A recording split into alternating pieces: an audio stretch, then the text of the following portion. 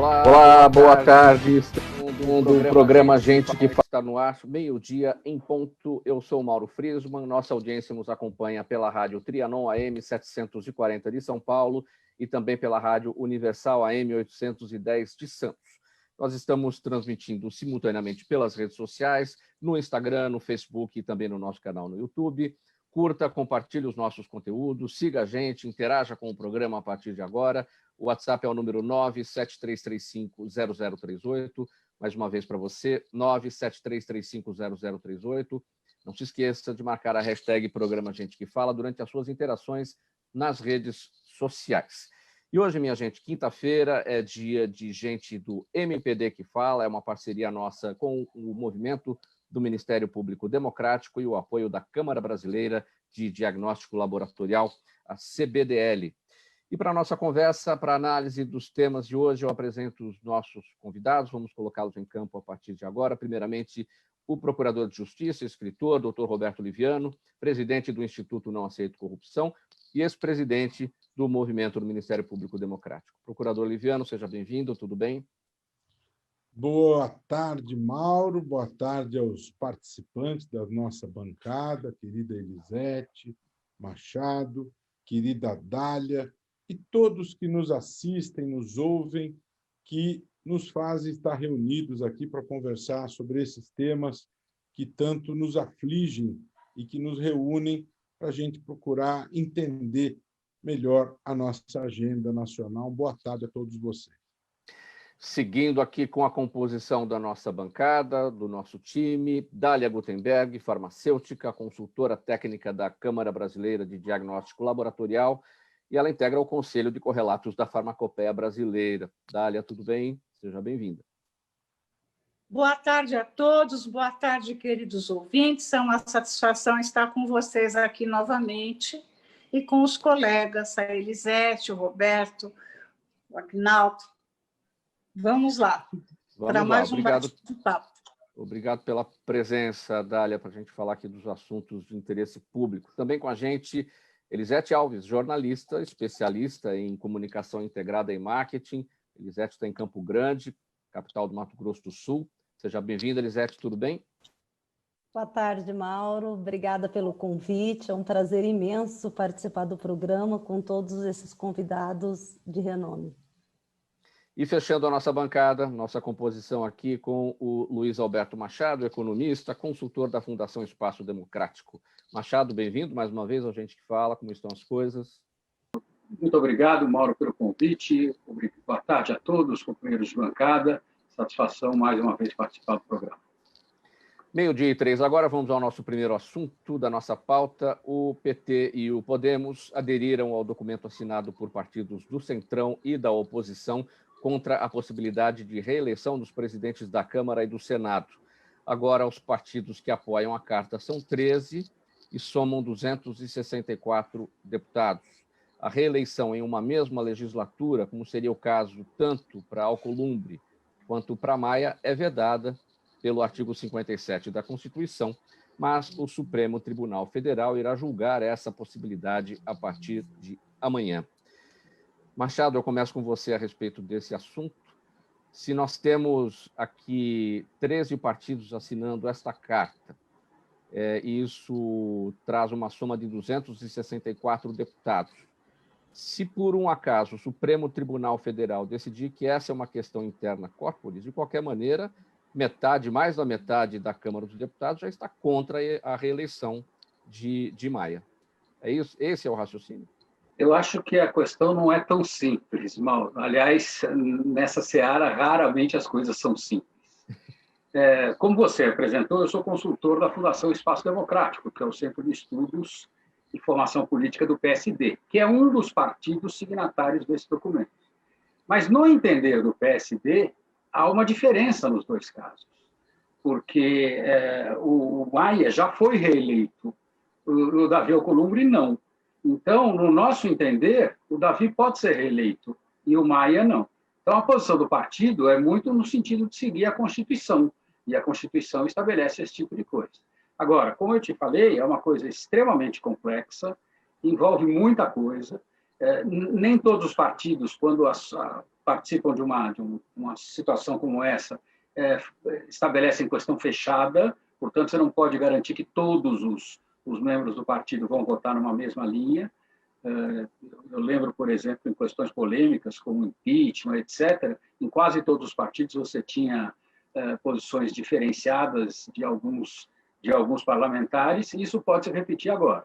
Então, na minha opinião, eu acho que o Supremo vai decidir que isso é uma questão interna corporis, e aí vai ter muita discussão dentro do Congresso, porque aí existem questões de conflito de interesses, tem muita gente que está falando lá, porque está de olho na posição de um deles, na presidência ou da Câmara ou do Senado.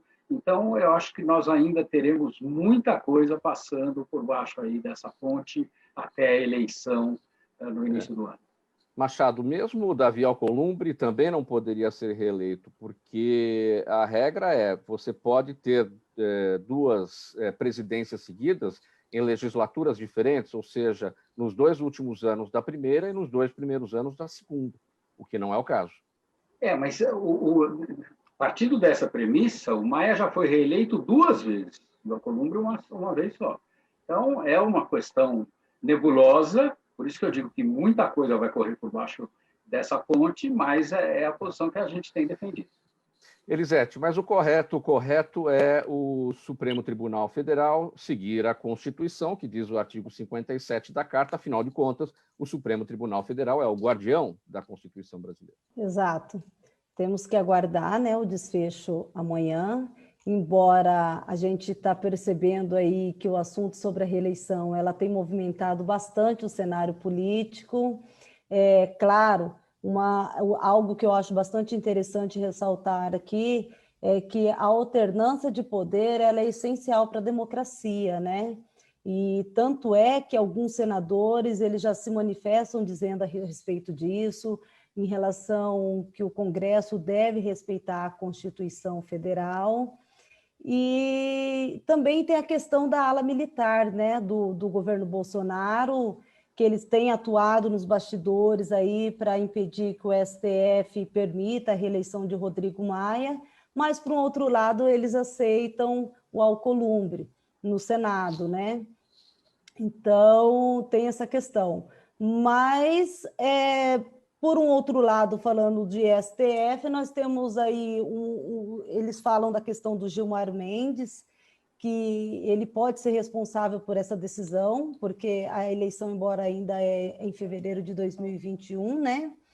Mas ele pode ser responsável por essa decisão de forma liminar, porque, embora está agendada para dia 2 de fevereiro, como eu acabei de falar, o Supremo também entra em recesso no dia 18. Então, também tem essa outra questão. Dália, sua avaliação, sua observação sobre essas possibilidades de reeleição dos 2 presidentes das 2 casas? Bem, eu não entendo muito, né? Assim, como cidadã, eu acho que uma renovação é ótima, porque você ficar sempre com as mesmas pessoas, fica aquele mesmo vício. Mas as pessoas que chegam no poder, eles têm uma dificuldade imensa, vou falar numa gíria, de largar o osso. Infelizmente, é o que a gente observa, e, infelizmente, também, desde a mais primitiva das organizações, que é o síndico dos nossos edifícios. Quer sempre ficar. Então, um microcosmo imita o macrocosmo ou vice-versa. Eu acho que a renovação é sempre bem-vinda e a Constituição tem que ser respeitada. Procurador Liviano, muita luta política o tempo todo para a manutenção dos cargos e pouco resultado prático para a população, é isso que a gente observa? Olha, Mauro, além do que foi trazido aqui pelo Machado, pela Elisete, pela Dália, que foi muito bem colocado, eu quero acrescentar o seguinte. Em primeiro lugar, quem nos observa de fora, como Latino Barômetro, já apontou nos seus informes, no último informe oficial, que, na visão dos brasileiros, 93% daqueles que detêm o poder usa-o visando o alto benefício.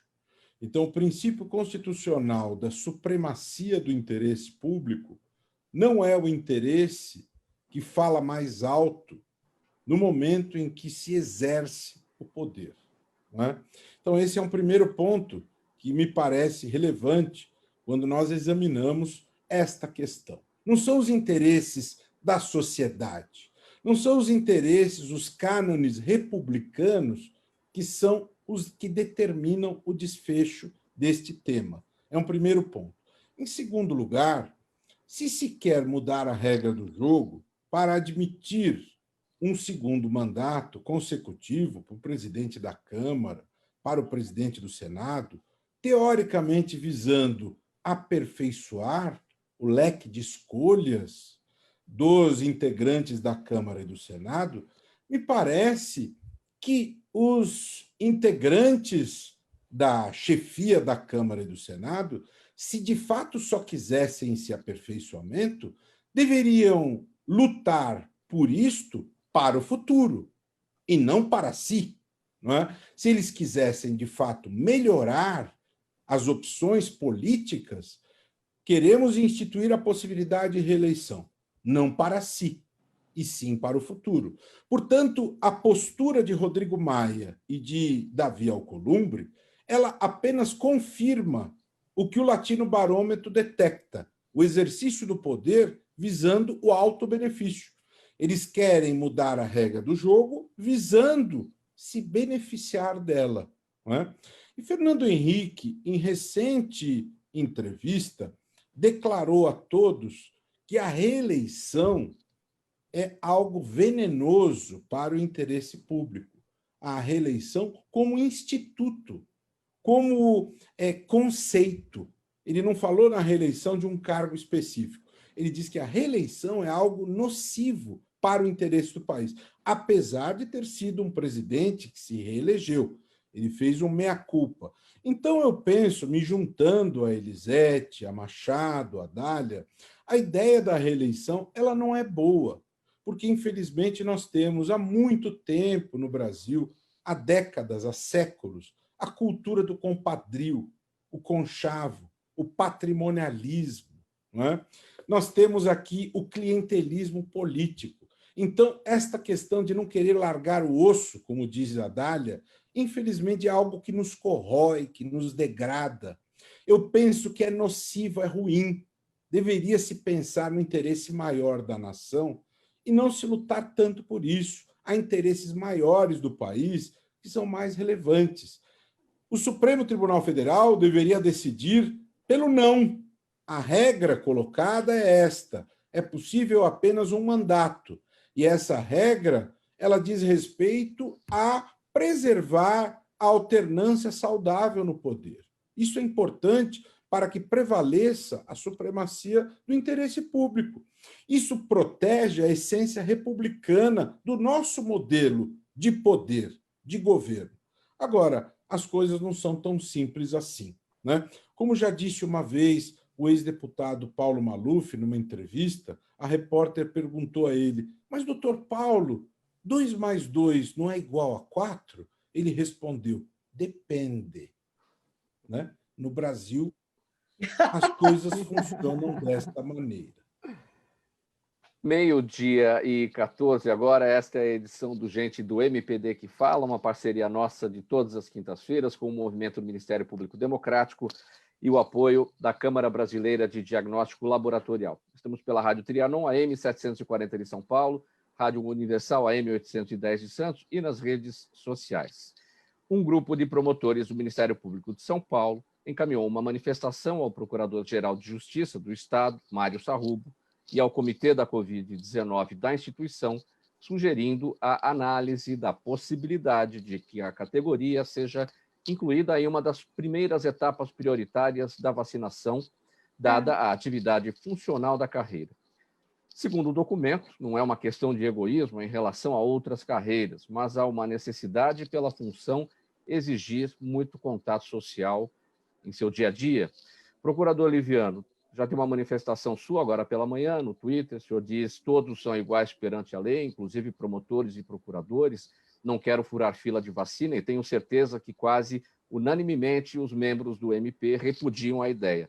Lamento o fato protagonizado por poucos e tenho certeza que não prosperará. E um vídeo que também o senhor divulgou, o senhor fala do critério da ciência para a definição dos grupos que serão vacinados de forma prioritária. Vamos lá, seu entendimento. É isso mesmo, Mauro. Eu quero só registrar isso, porque às vezes as coisas se propagam e geram percepções equivocadas. Um pequeno grupo de membros do Ministério Público apresentou essa ideia totalmente descabida, né? De se ter privilégio para os membros do Ministério Público de serem vacinados antes. Isso é de uma insensibilidade, de um absurdo tão grande, sabe? Totalmente descabido. Então, eu quero deixar registrado aqui que eu não concordo e a maioria esmagadora dos membros do Ministério Público do Brasil não concordam. Eu defendo a igualdade de todos perante a lei e todos é todos. Todos inclui promotores, procuradores, todos é todos. Todos são seres humanos, todos correm riscos, todos, quando morrem, vão a 7 palmos abaixo do chão. Então, não é plausível que pessoas postulem o direito de se proteger antes dos demais. Eu me manifesto com veemência contra o absurdo desta proposição, que provém de um pequeno grupo, a meu ver, de pessoas insensíveis. É uma proposição infeliz, que não reflete o pensamento do Ministério Público e que, tenho certeza, não prosperará. É o que eu queria dizer. Apenas isso. Vamos seguir aqui para o nosso próximo assunto da nossa pauta com os nossos entrevistados de hoje. O jornal britânico Financial Times repercutiu os resultados das eleições municipais no Brasil e disse que as escolhas foram um golpe para o presidente Jair Bolsonaro.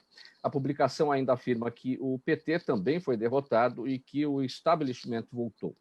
O jornal dá destaque às vitórias de Bruno Covas, aqui em São Paulo, e Eduardo Paes, no Rio de Janeiro, apadrinhados respectivamente por João Dória e Rodrigo Maia, considerados por Bolsonaro como grandes rivais para a eleição de 2022. Machado, você está de acordo com esse posicionamento do Financial Times? Há quem diga que Bolsonaro até se saiu bem, porque ele é oriundo dos partidos do Centrão, embora tenha tratado esses partidos como a velha política, como a estratégia, né, para vencer em 2018, e o Centrão vai comandar nada menos do que 47% os partidos do Centrão, né? Vão comandar quase a metade das cidades brasileiras, 47% do total. Mauro, eu discordo quase que frontalmente. Acho que é uma análise extremamente genérica, simplista, e que deixa passar uma série de coisas. Hoje, quinta-feira, na Folha de São Paulo, tem um artigo da professora Maria Hermínia Tavares, lá da USP, com o qual eu concordo muito. Claro que o Bolsonaro foi derrotado em alguns nomes que ele apoiou diretamente. Isso não tem a menor sombra de dúvida. Daí a colocar que o Bolsonaro foi o grande derrotado nas eleições é uma distância muito grande, porque num país polarizado como o nosso, o lado que ele defende, ou que ele sempre defendeu, saiu francamente vitorioso em relação à esquerda, vamos generalizar, que ele sempre atacou. Então, nesse aspecto, eu acho que há um erro. Segundo aspecto errado, Dória não teve nem pouca... Dória, se teve pouquíssima influência na eleição do Covas. Dória está muito, não digo queimado, mas está muito desgastado, assim como Maia, e Maia nunca foi puxador de voto. Então, dizer que a eleição do Eduardo Paes se deveu ao apadrinhamento do Maia é um erro, para mim, muito grande. Então, acho que nós estamos numa situação de transição. O que a eleição deixou claro é que o país continua caminhando para a centro-direita, mas eu acho muito engraçado, porque a própria alocação dos partidos nesse negócio de esquerda, centro e direita é muito engraçado, porque o PSDB, lá atrás, era um partido de centro-esquerda, agora ele é considerado um partido de centro-direita. O PSB é alguma coisa parecida, em alguns lugares o PSB tem uma conotação muito diferente do que em outros. Então, são generalizações muito simplistas, fácil de fazer para quem está olhando de longe, mas para quem acompanha aqui de perto, a situação é muito diferente. O Bolsonaro está longe de estar nesse desgaste que fica subliminarmente apontado nessa matéria. Elisete Alves, seu olhar, o presidente Bolsonaro saiu bem ou saiu mal dessas eleições? Quando a gente observa que alguém está no poder, a gente automaticamente pensa que realmente, supostamente, ela teria um poder maior, um domínio maior em relação às eleições. Nesse caso, foi bastante curioso, foi uma surpresa esse cenário político, né, esse resultado das eleições, porque realmente os candidatos que tiveram apoio do Bolsonaro, somente um de uma capital foi eleito, né? E então isso, de uma certa forma, na minha opinião, demonstra, sim, digamos, um desgaste, exatamente, em relação o apoio dele em relação aos candidatos, bem como o PT também, né? O Partido dos Trabalhadores, que, como a mídia mesmo divulgou, que ele também saiu derrotado, né? Então, assim, na minha opinião, claro que esses resultados das eleições, em relação ao Partido dos Trabalhadores, provavelmente vão destabilizar a base do partido, né? Que, na verdade, já vinham sofrendo com oposição desde a eleição do Bolsonaro em 2018. Mas a política é isso, né? Dinâmica e democrática. Sim.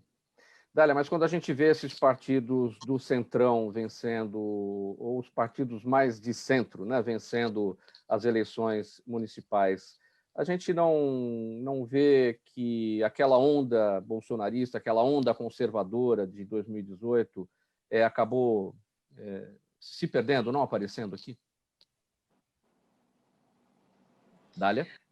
Sim, estou pensando na resposta. Realmente foi o que aconteceu. Nas redes sociais, a gente vê, assim, menos fogo para esse apoio. Eu sinto que houve um desgaste, sim, do nosso presidente, mas ele está muito pulverizado, porque, na verdade, quando você vai votar, as opções elas não são aquelas que você queria. Aí você acaba votando no menos pior. Infelizmente, isso tem se repetido ao longo desses anos.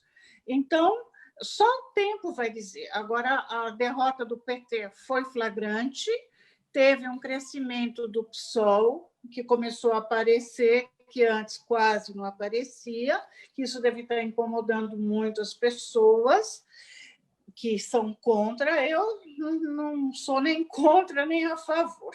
Eu fico aguardando para ver o que acontece. E a gente vê assim, uma tendência da população de querer calma, sem embates políticos. É assim que eu vejo. E realmente, né, em São Paulo, o Celso Russomano, que foi apoiado pelo Bolsonaro, foi perdendo assim, gradualmente nas pesquisas o crescimento. É a minha opinião particular. Procurador Liviano, seu olhar. O PT perdeu, não tem nenhuma capital mais, tinha só o Acre de 2016, agora nada mais. Era Rio Branco, né? Mas temos outra esquerda aí substituindo o PT. Sim, eu acho que as análises do Machado, da Elisete, da Dália são muito interessantes. Eu acho que algumas questões podem ser mais nítidas, outras não tão nítidas assim. Me parece bastante perceptível que o PT realmente perdeu muito. É visível a perda de território político por parte do PT e o PSOL demonstra mais força, quer pela presença de Boulos no segundo turno em São Paulo, se afirmando como uma liderança política nacional, pela importância de São Paulo, quer pela vitória em Belém, com Edmilson Rodrigues ganhando uma capital a nível nacional. Ou seja, o PSOL, de uma certa maneira, assume um protagonismo como se fosse um partido de esquerda que se coloca como uma nova força em lugar do PT. Não é? Por outro lado, os partidos de centro, como o PSD e o DEM, passam a ter uma força maior nos municípios, com vitórias em grande número de cidades, o que é um dado que os números não nos permitem contestar. Infelizmente, as mulheres não ocuparam um espaço maior, como seria desejável, isso em virtude da ainda pouca transparência na gestão do dinheiro do fundo eleitoral, do fundo partidário, pela truculência que se mantém na gestão desse dinheiro pelos partidos políticos, que continuam agindo de forma desonesta, desleal e antiética, com os donos dos partidos não explicitando critérios, protegendo os amigos, concentrando recursos, e assim as mulheres mantiveram a sua representatividade nos patamares equivalentes a eleições anteriores. Apenas uma capital elegeu mulher, Cíntia Ribeiro, em Palmas, não é? E em torno de 16%, me parece, de vereadoras eleitas em todo o país. A boa notícia foi o crescimento da diversidade. Em São Paulo tivemos 2 trans, a mais votada em Belo Horizonte, também em Aracaju, são boas notícias. Agora, em relação a Bolsonaro, apesar de ser exagerada a notícia do Financial Times, concordo com a colocação do Machado, realmente não foi bem colocada a ideia da manchete. Existe um oceano entre o Brasil e a Inglaterra e eles não estão realmente bem informados em relação a essa notícia. Mas, sem sombra de dúvida, Bolsonaro sai enfraquecido. Né? Aquele presidente, o tal mito, não é tão mito assim. Se fosse mito, o seu filho, que faz parte do clã, que ele dá a impressão que dá as cartas no poder, o seu filho Carlos Bolsonaro, que 4 anos atrás teve 116 mil votos na Câmara dos Vereadores, ele evidenciava que o filho teria um aumento da votação e o filho perdeu 30 mil votos e deixou de ser o vereador mais votado na Câmara do Rio.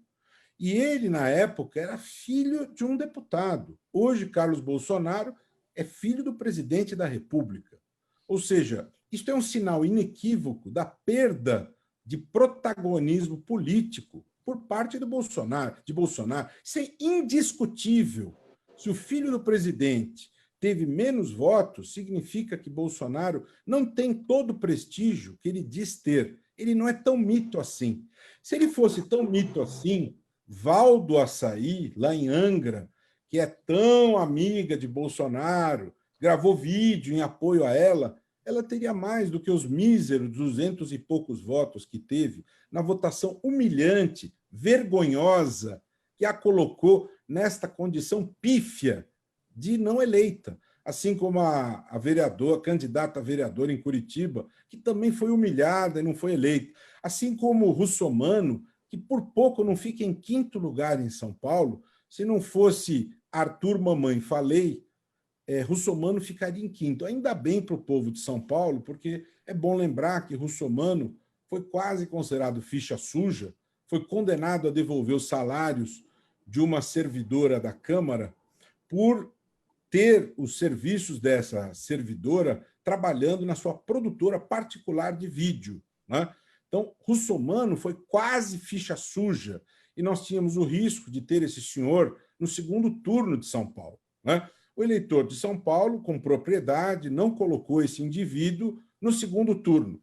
E ele foi apoiado pelo presidente, que apoiou também Crivella, que foi humilhado nas urnas. Né? Então, sem sombra de dúvida, que Bolsonaro demonstrou que não é tão mito assim. Né? Digamos que é um mito com M bem minúsculo. Né? A sua força política é bastante diminuta, não é? E é bom lembrar que há poucas semanas esteve no Roda Viva um homem que conhece muito de política no Brasil, se chama João Santana. Este homem fez muitos líderes ganharem eleições. E João Santana, do alto da sua posição de mago da política, ele vaticinou com convicção: os 2 anos que vêm pela frente serão anos dificílimos, não haverá dinheiro, não haverá como manter esses auxílios, serão anos dificílimos e Bolsonaro não será reeleito.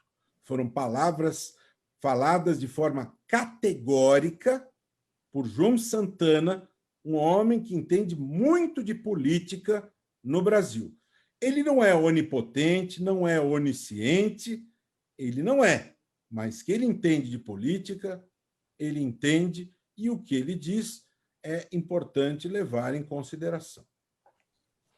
12h31, você acompanha esta edição do Gente do MPD que Fala, edição de quinta-feira, tradicional, parceria nossa com o Movimento do Ministério Público Democrático e o apoio da CBDL, a Câmara Brasileira de Diagnóstico Laboratorial. Mais um assunto aqui da nossa pauta: o ministro da Saúde, Eduardo Pazuello, afirmou ontem que a validade dos testes para a Covid-19 que o governo mantém armazenados será estendida. Pazuello explicou que os kits, quando foram adquiridos, tinham uma validade emergencial e bem pequena e que já estava previsto que o prazo seria alongado. Na semana passada, reportagem do jornal Estado de São Paulo revelou que o Ministério da Saúde armazena em São Paulo um estoque com milhões de testes que podem perder a validade nos próximos meses. Dália, a gente repercutiu esse assunto aqui na última edição do Gente do MPD que Fala, na semana passada, com o Gouveia, Carlos Gouveia, que é o diretor executivo da CBDL.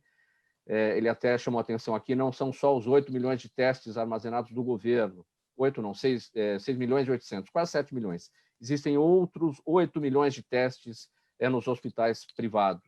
Então, são 15 milhões, vamos pensar assim. Ou seja, o Brasil tem condições, ou teria tido condições até aqui, de seguir aquilo que foi dito pela OMS: testar, testar e testar. Muito bem, meus prezados ouvintes, eu acredito que ninguém esteja muito familiarizado do que seja um estudo de estabilidade. A RDC 36 da Anvisa estabelece que para qualquer produto diagnóstico in vitro tenha um estudo de estabilidade. Isso se aplica também a uma solução de água com sal, porque tudo vence. Como funciona a legislação? O estudo de estabilidade tem que ter quatro provas. A primeira, estudo de estabilidade em tempo real, estudo de estabilidade quando abre o produto, estudo de estabilidade no transporte e, no caso de não ter o estudo em tempo real, o estudo acelerado. Diante da nova patologia que apareceu o ano passado, é óbvio que os produtos foram sendo fabricados e não tinha todos esses estudos. No entanto, a gente não pode esquecer que o coronavírus é um vírus da mesma família que o da gripe, por exemplo, para vocês entenderem o que eu vou falar. Então, o kit para detectar o vírus da gripe é parecidíssimo com esse do coronavírus. Então, no kit reagente, eu tenho vários componentes. Esses vários componentes são comuns. Alguns, o controle e o coração que detecta o corona é diferente. A Anvisa, a Gerência de Diagnóstico in Vitro, estabeleceu um prazo emergencial de 6 meses. As empresas apresentaram os estudos e, depois de concedido esse prazo de 6 meses, as empresas recebiam um comunicado: prezado senhor, se você quiser dilatar o seu prazo de 6 meses, você apresente evidências de que o produto é possível ter uma validade maior. E é o que aconteceu. Nesse exato momento, as empresas estão apresentando os estudos para a Anvisa está analisando os novos estudos e, com certeza, essas situação será resolvida. O que acontece é que a mídia não entende muito bem o que acontece e fica, nossa, vai perder os testes. Agora, realmente, o Brasil tem condição de testar, testar e testar, e poderia começar imediatamente essa programação. É que a cada dia aparecem testes novos, mais seguros. Vocês não podem se esquecer que nós estamos numa situação desafiadora, com muitos acertos e erros, não do Brasil, a nível mundial, e a gente espera que isso se resolva, sempre com olhos na ciência. Para quem faz registro de produto e está envolvida com esse tema, eu digo para vocês que há a maior transparência nessa atualização da validade. E tem 1000 sugestões, pode fazer uma avaliação no NCQS por amostragem, provar que o teste está funcionando. Porque o teste acelerado, através de equações estatísticas, ele chega na validade de 12 meses, por exemplo. Ficou Agora, muito difícil minha explicação?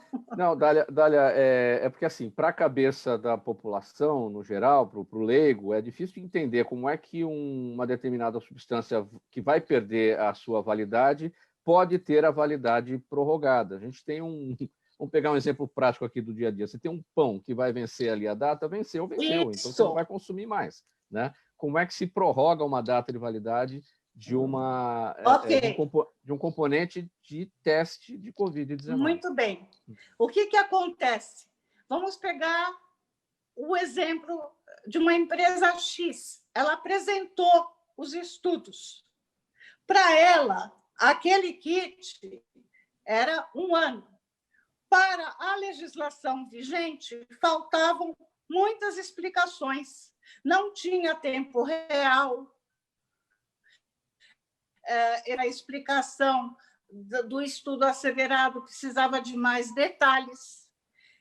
O estudo no transporte tinha alguns temas.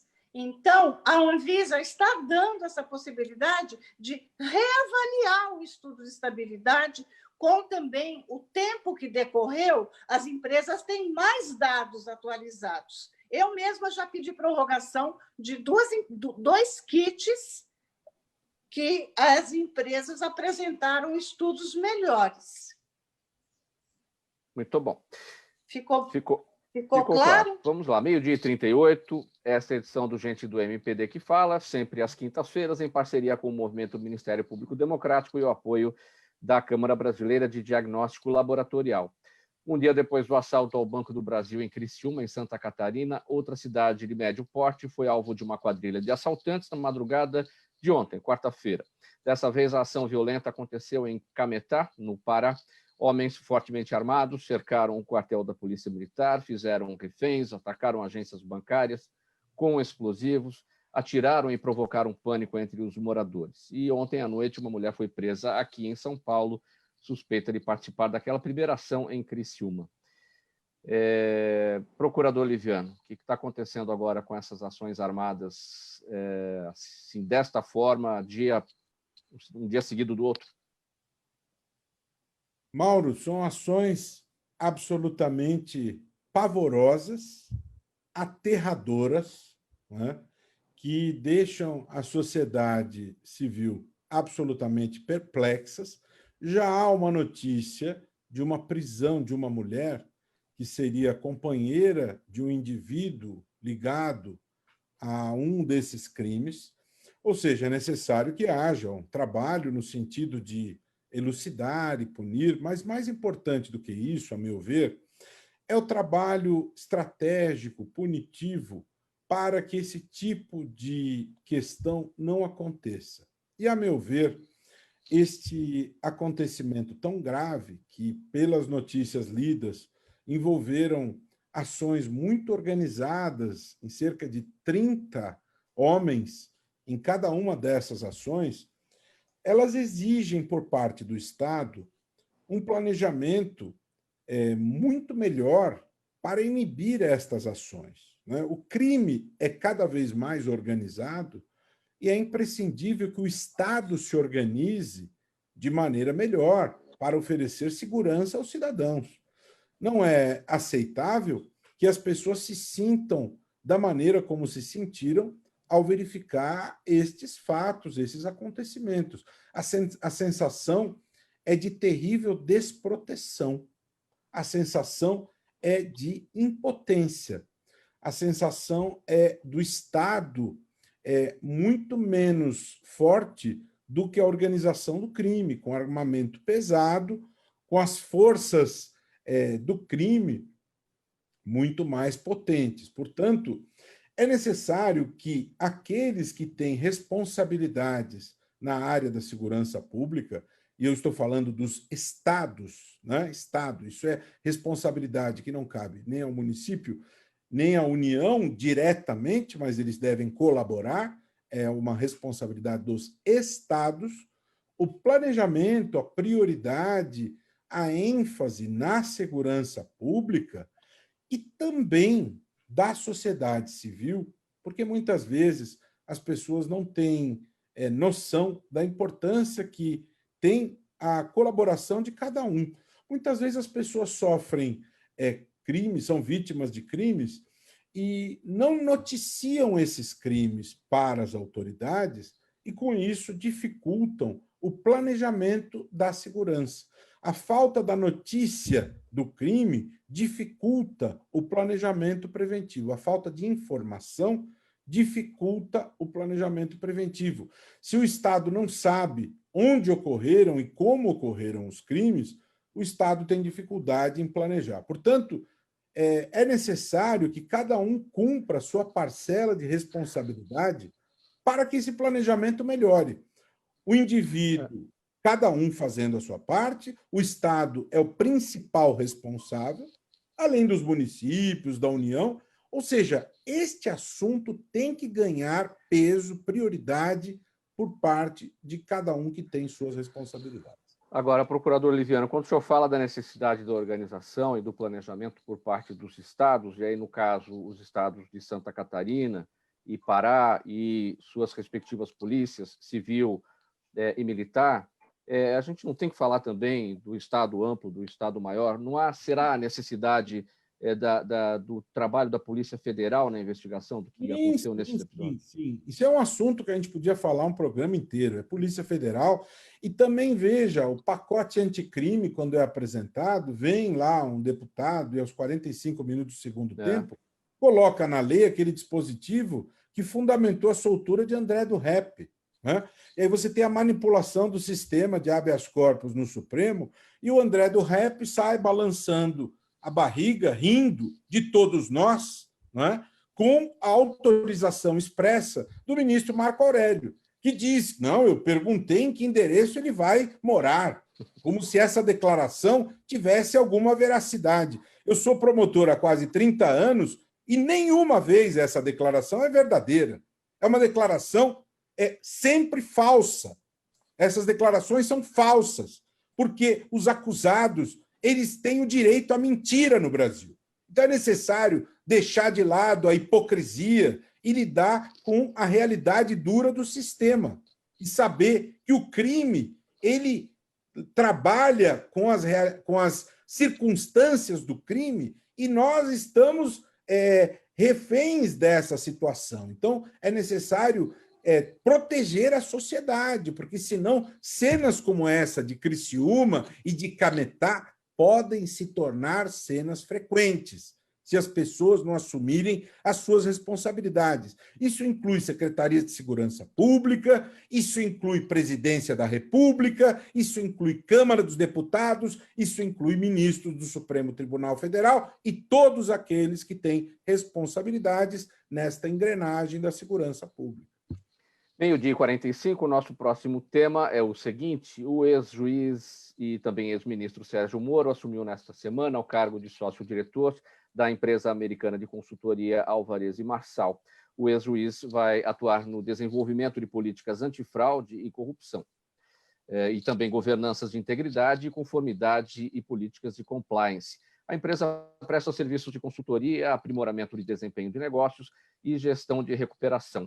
Atualmente, a Alvarez e Marçal trabalha no processo de recuperação da Odebrecht e tem como clientes a construtora Queiroz Galvão e a Sete Brasil, 3 empresas envolvidas na Lava Jato. Machado, eu começo com você essa. O ex-ministro Moro declarou o seguinte: ingresso nos quadros da renomada empresa de consultoria internacional, Alvarez e Marçal, para ajudar as empresas a fazer a coisa certa, com políticas de integridade e anticorrupção. Isso está no Twitter do ex-ministro. Sua avaliação. Mauro, eu peço licença para quebrar um pouco o protocolo. Eu quero 1 minuto só para comentar o assunto anterior. O anterior, vamos lá. Porque, além dessas 2 cidades, Criciúma e Cametá, nós tivemos ações parecidas em Araraquara, Botucatu e Ourinhos há não muito tempo, e são todas cidades com perfil parecido, são cidades pequenas ou médias. E isso mostra a necessidade de uma ação de inteligência que a gente não tem visto no Brasil. Eu acabo de ler aquele livro República das Milícias, do Bruno Paes Manso, e a gente vê que em cidade grande como Rio de Janeiro, São Paulo, você tem quase que um poder paralelo, e seria muito importante que houvesse uma ação integrada, um planejamento de ações, como bem levantou o Liviano. Desculpe mas eu acho que eu tinha que fazer esse comentário.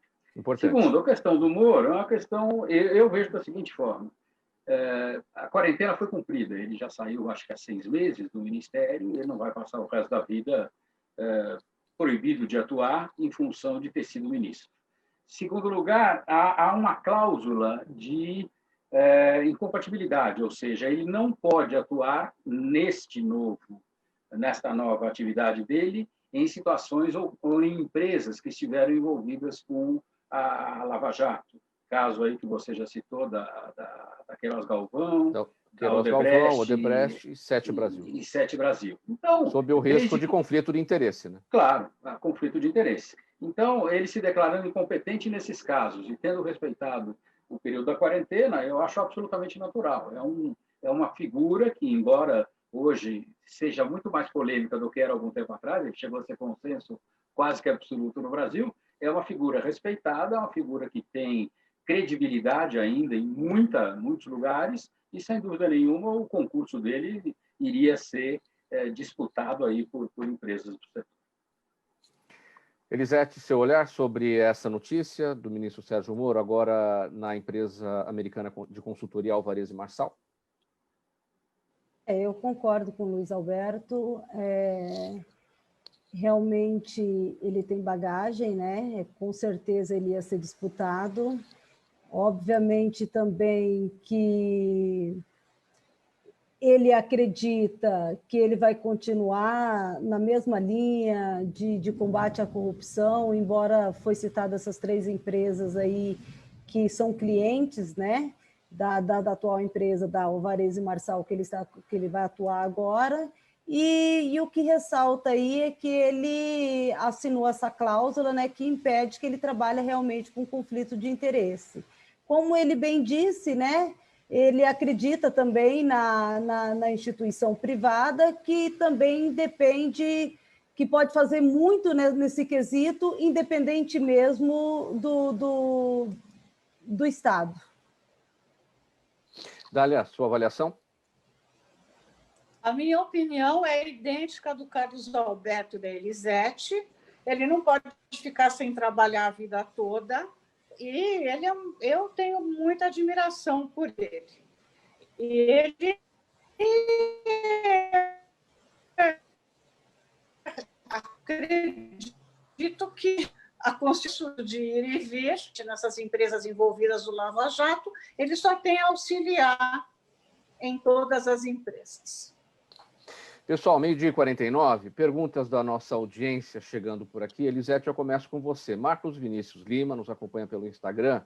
E ele pergunta a sua avaliação sobre o relatório do governo federal que classifica diversos jornalistas, intelectuais e influenciadores como neutros, favoráveis e detratores.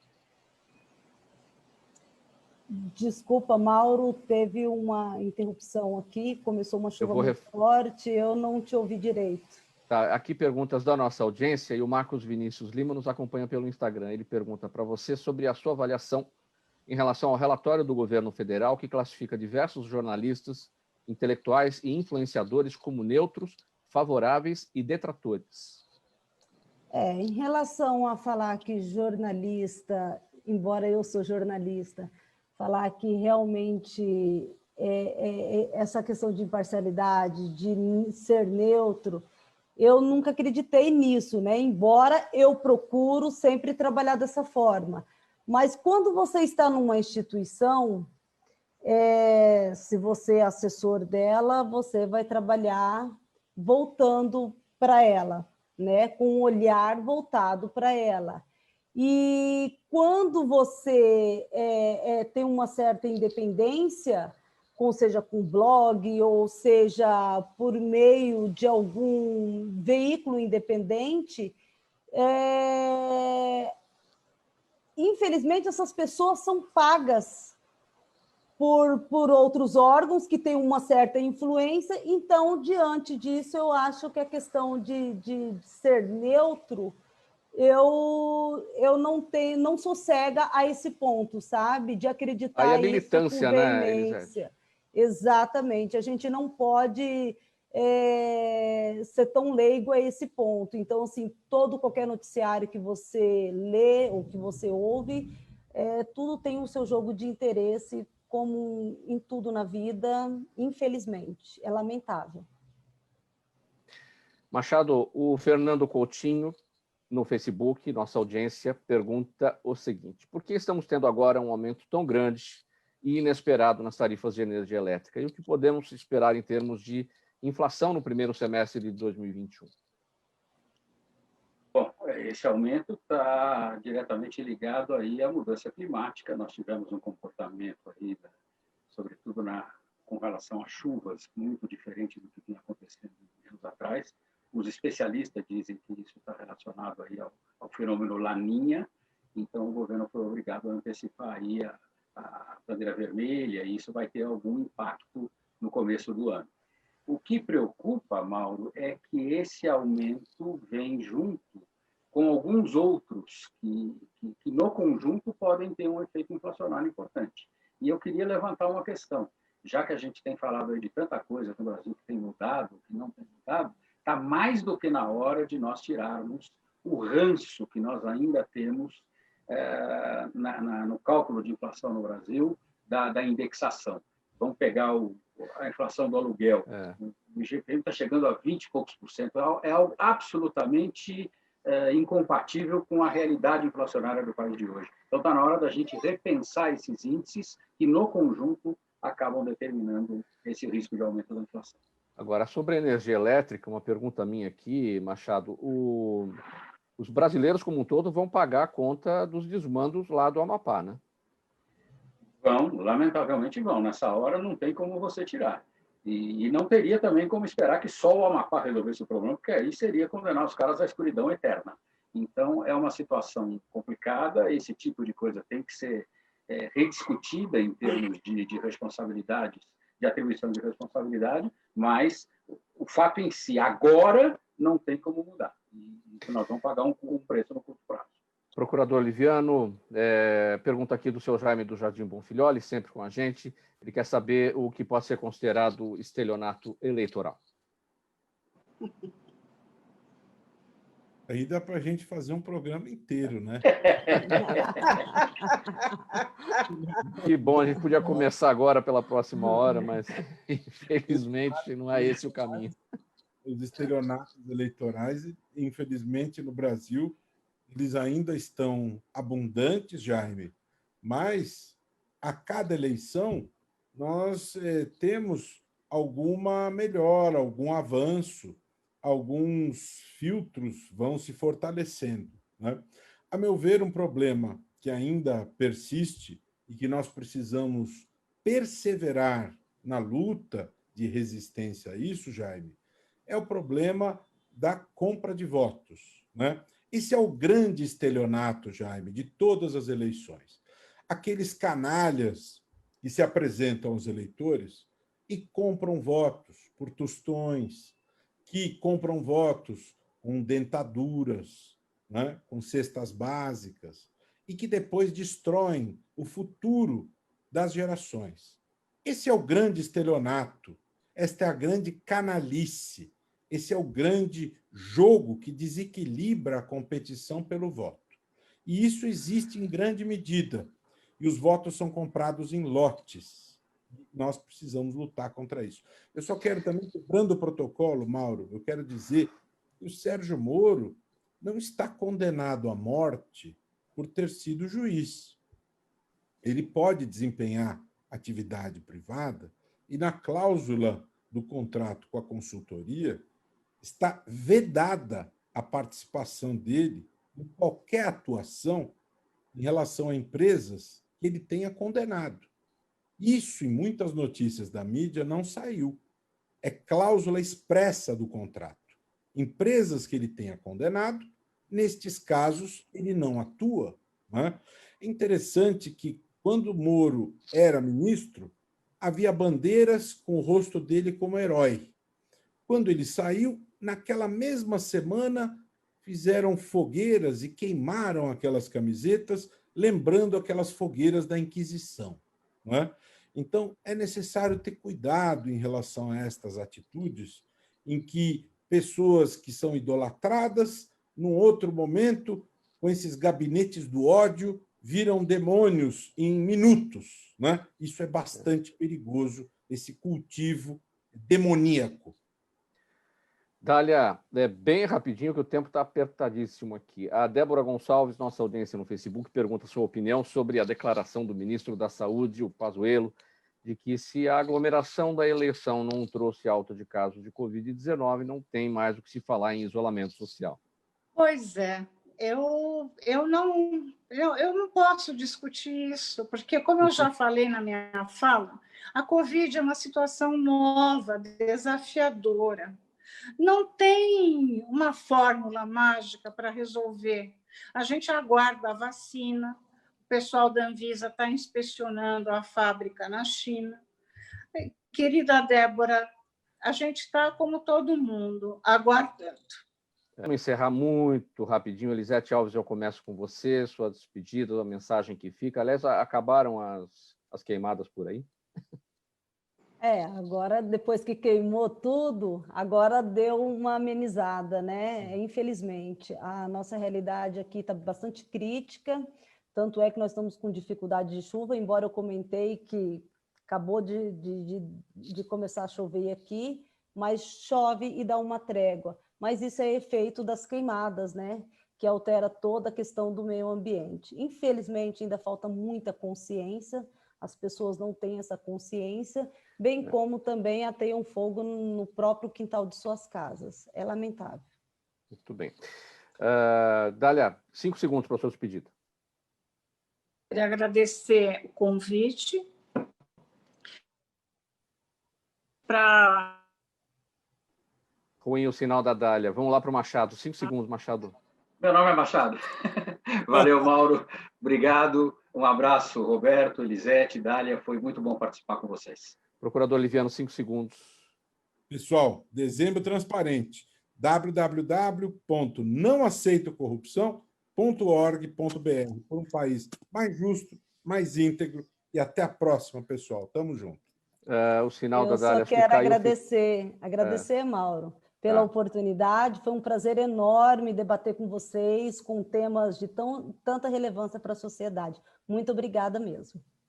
Muito obrigado pela presença. Estiveram com a gente hoje Procurador de Justiça Roberto Liviano, a farmacêutica Dália Gutenberg, da CBDL, a jornalista lá em Campo Grande, Mato Grosso do Sul, Elisete Alves, e também o economista Luiz Alberto Machado, nessa edição do Gente do MPD, que fala toda quinta-feira, parceria nossa com o Movimento do Ministério Público Democrático e o apoio da CBDL. Não tenho tempo aqui para a leitura da nossa ficha técnica, apenas o agradecimento a você, ouvinte e espectador, a razão da nossa presença aqui todos os dias. Obrigado pela audiência, tchau, até amanhã.